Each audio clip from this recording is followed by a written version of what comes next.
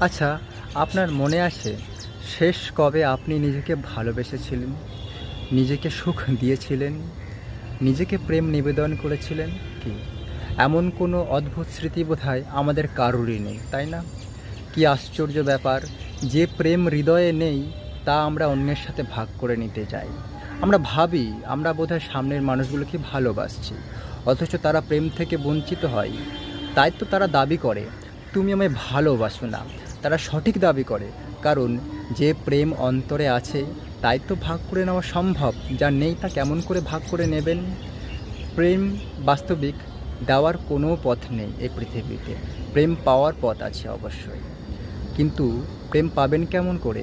নিজেকে ভালোবাসলেই সেই প্রেম পাওয়া যায়, কিন্তু কেমন করে ভালোবাসবেন নিজেকে? ঈশ্বরকে ভালোবাসলে নিজেকে ভালোবাসা সম্ভব। প্রেম যে ঈশ্বরের প্রসাদ, তাকে ভালোবাসলে সেই প্রসাদ আপনি পাবেন।